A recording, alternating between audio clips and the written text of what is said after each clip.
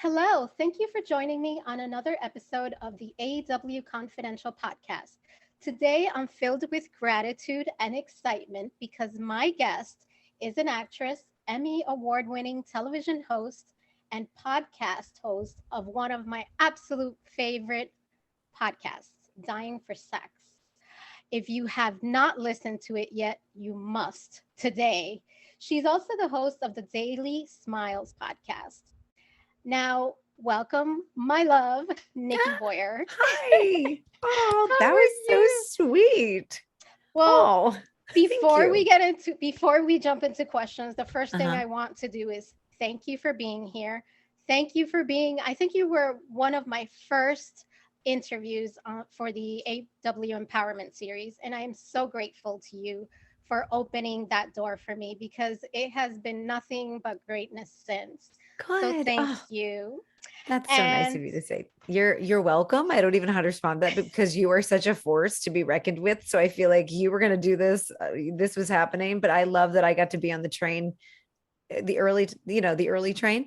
Also, you're just such a loving person. It's like, we didn't know each other and you gave such support to the podcast. You posted about it. You were like my own little PR team. You really supported this podcast and I am forever grateful for that. So I just wanted to extend that to you as uh, well. well, the fact that, you shared Molly, and I mean, it's such an amazing story. And I'm so grateful because I have to tell you, I'm Mhm. not going to give it away, but Okay. that last episode, I Right. was in tears. Yeah. So thank you for sharing part of yourself, Molly, with us. I'm Thank really you. grateful. So I'm thank you. so happy to do that. I feel like it's my job and my duty to just share her story because I feel like her story can enhance people's lives. Like when I'm having a really horrible day or I'm feeling real like what's the point? Like what's the point here? What are we doing? Why am I here? I listened to episode 6 and it just kind of recenters myself and I listened to it probably 5 or 6 times in the last few years because I've needed it. And so I think I love that it resonated with you so much too. So Oh, thank you. Now, folks, that concludes my love letter to Nikki Boyer. Back to our I regular program. love it. Oh Love yeah. it. So, I'm going to start with, like you said, it wasn't just me. So many of us connected with this podcast. It's an amazing story. For those that have not listened to it, just a little blurb. The Dying for Sex podcast, and correct me if I'm wrong, follows the story of Nikki's friend Molly. She has stage 4 breast cancer, and decides to do something truly courageous. She walks away from an unhappy marriage to begin a series of sexual adventures, all to feel alive. And I Mhm. think even finds herself in a way, no? Oh yeah, for sure. I think the title, everyone thinks it's just about sex. I mean, it's a great title. Thank you. I thought of it while I was driving one day. And Molly was sharing her stories with me, and I'm like, I think there's something here. But I think it's about much more than sex. I think it's about coming to terms with your past. I think it's about friendship. It's about love. It's about getting clear about what you want in life, and it's also about sex. I mean, come on, right? It's about kinks and fetishes, and how we kind of find ourselves sexually. And for Molly, sex was a great way to really deeply get to know herself because you'll learn if you listen to the podcast or if you read her book, you'll learn why. And I think but sex is always a great entry point, right? It's like, why not? Let's talk about sex, baby. So I think a lot of men are like, oh, I don't, not to make this, gender specific, but a lot of people are like, I don't know if this is my cup of tea. It's two chicks talking about sex, but I have to say, I think there's a lot more in here than just that. So if the title is throwing you off, I think kind of take a chance and maybe listen. You might love it. So, well, just going back to your point, it is also about her adventures. So, women have been, and we all know this, conditioned to speak, carry themselves, behave a certain way. And this podcast openly discusses, sex, which is, even the word is a taboo, just by, today's standards. Hmm. So Was there ever a time, it's never easy to talk about the subject, was as a woman, was there a moment going into this project with Molly where you had any fears, doubts, insecurities? Just literally, you're challenging the world. You're a Yeah. woman talking about these, adventures and, sharing quite a bit of detail. Right. Um, so That's a great how way to was put it. that? Quite a bit of detail there. If you notice, I share very little about my sexual escapades, right? Smart girl. Yeah, I was like, let me see. I think we were, our plan was always to do a season 2 and to kind of dig into my story later. We didn't get to that, but I think for me it was a little bit vulnerable. Like I'm kind of like just air out my like here I am, like like it, don't like it. But when I think about my family listening, right, like my brother and my mom, and oddly enough, my mom loved the show. But and then of course Molly's mom listening. I was always that sort of that parent in me was always like, is this going to be weird? And I thought, you know what? Yeah, it is going to be weird. And it should be weird, right? Like you don't ever want to hear about your daughter's sexual escapades or what God, no. happens, when she gets turned on. Like nobody wants to hear that. But sex is such a part of life. And I think I just had to throw that out the window and just go for it. So there were times where I was a little fearful of how is this going to be received? And then I realized that not everybody's going to like it. And who gives a shit? Because if you're telling an authentic story, you can't touch everybody. You can't move everyone. And it's not going to be everybody's cup of tea, and that's okay. And I think I learned that by the end of recording of like, you know what, we're just going to do it. And if it resonates, great. And if it doesn't, who gives a shit? Like, right. Like at this point in my life at almost 47, I'm like, who cares? You don't like me? Oh, that's too bad. Right. And it's funny because you touched on a really good point. One of the things that drew me to you is, or one of the many things, you're genuine, you're funny, you are supportive, and you are so real. You are true to yourself, and that's really brave, but that's who you are. So I commend you for that. Thank Now, you. have you always been that way? Or if not, where did you find the courage? Oh Because my God. particularly for women, I know for me it took years for me to come to a place where I was confident enough to use my voice. I'm using my voice Right. today. I'm talking about SCX. um, exactly. So were you always like this? I'm pretty much a walking contradiction. So I think I've always been this way, but I've also been like, do you like me? Am I upsetting you? Am I annoying you? Do you like me? So I definitely have both sides, right? The yin and the yang. I've got I hope you like me. And if you don't, so what? And then there's the people pleaser part of me that's like, I want everyone in the room to feel included and happy. And at the end of the day, I want everyone to like me, right? To really like me and feel. But I've learned as I've gotten older that not everybody's going to like you. And if you give up that, like I would be at a party, Molly and I would be at a party and I'd find the one person in the room that didn't think I was cool. And I'd be like obsessed with making that person like me. Right. And that was kind of I liked that challenge. And I think that shaped who I am a lot. But I think what shifted for me is when I started to get a little older and a little wiser, that my self-worth had to come from inside out as opposed to outside in. So I'm a walking contradiction. I've kind of always been like this. But one minute I'm like, got my Wonder Woman suit on, and the next moment I'm like in the corner crying because I'm like, I hope everybody's okay. So no, I think I have been this way, but I'm getting a little better at being the older I get, I think the more authentic I get because I'm not attached so much to the outcome, if that makes sense. It does. Now, did anyone say no, Molly? I mean, not Molly, I'm sorry. No, Nikki, I can't, you shouldn't do this. Oh, no. I mean, Oh, that's great. I don't think they did. I mean, I think there was some hesitancy from, Molly's parent or Molly's mom was like, ooh, oh, well, right. I think there was some hesitancy. My brother was a little bit like, why are you talking about this stuff?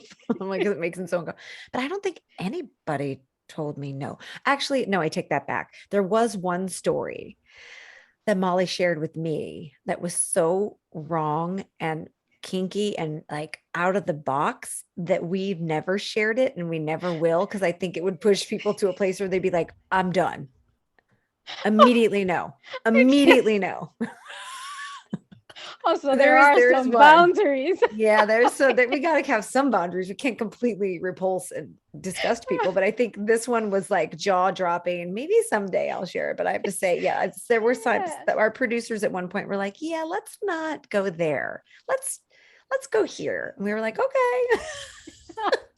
I love that.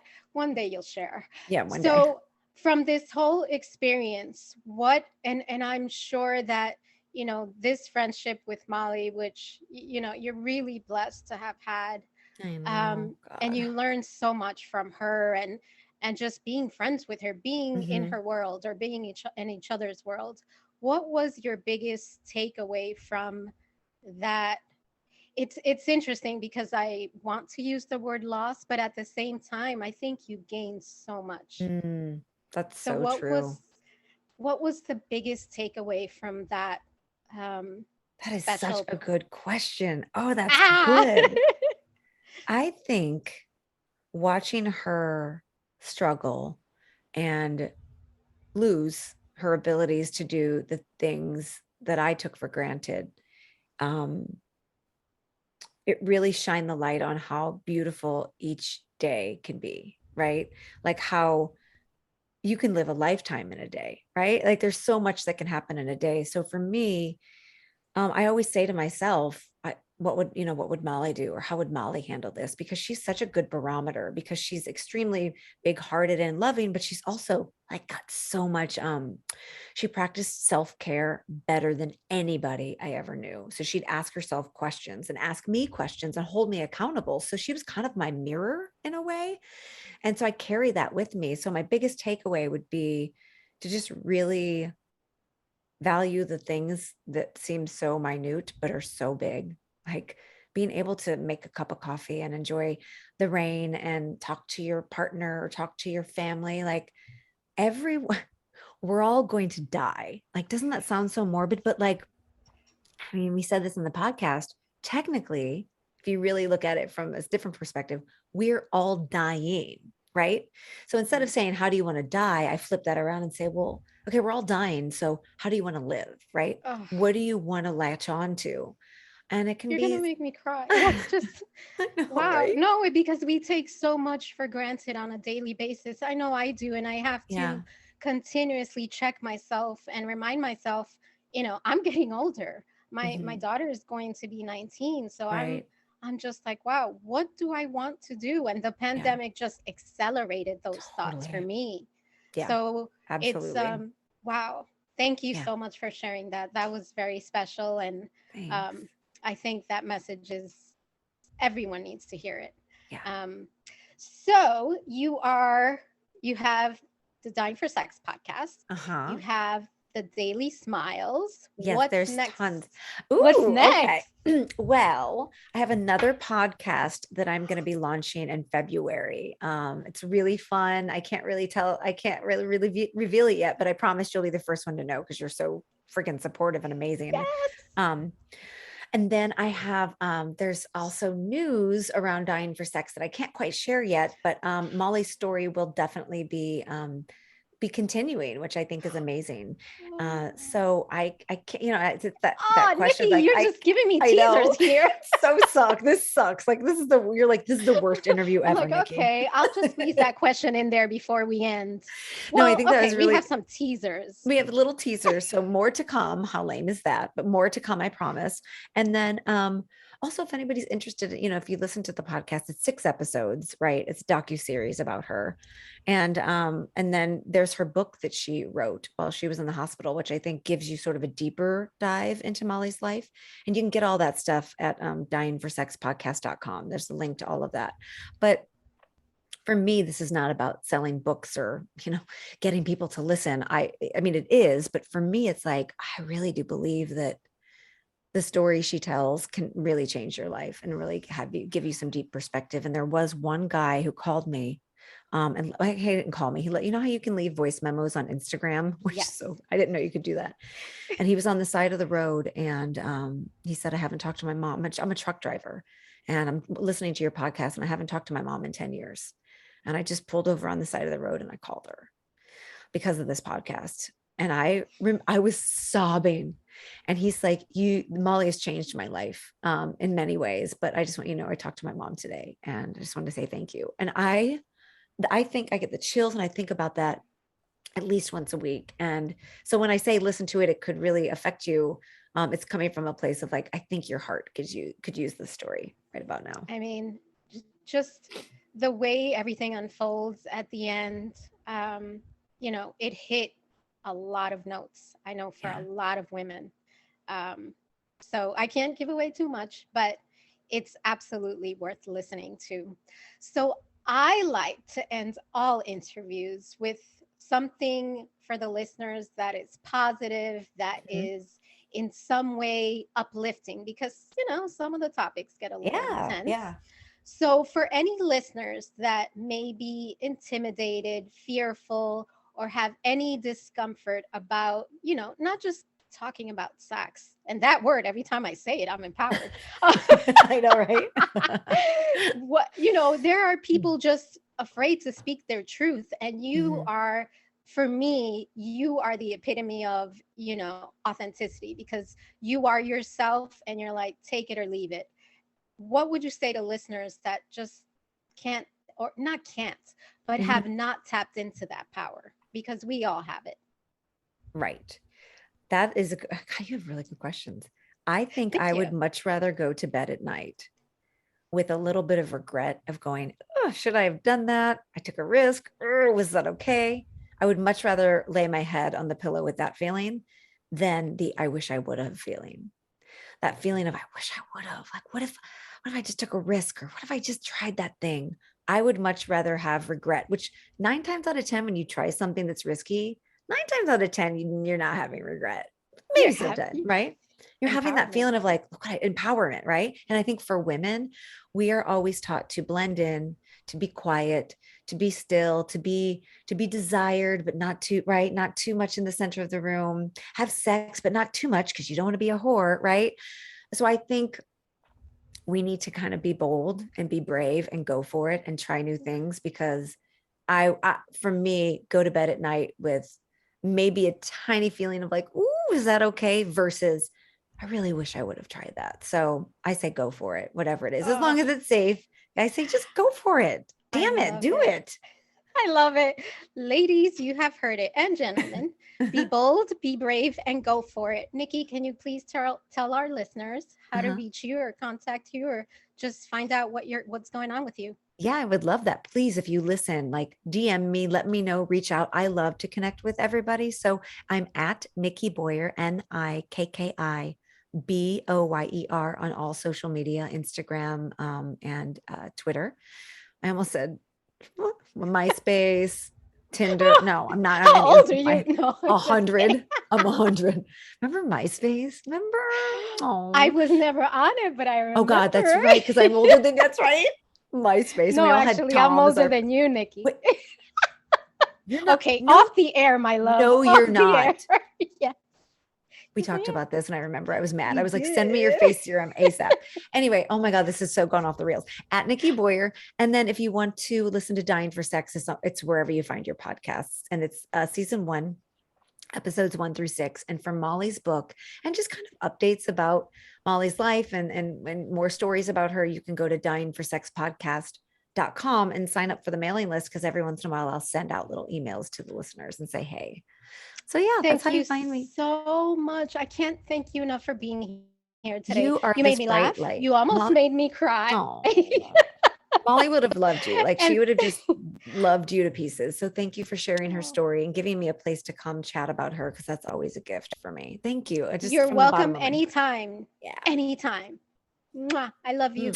Thank you all for listening to today's episode of AW Confidential Podcast with Nikki Boyer. Thank you.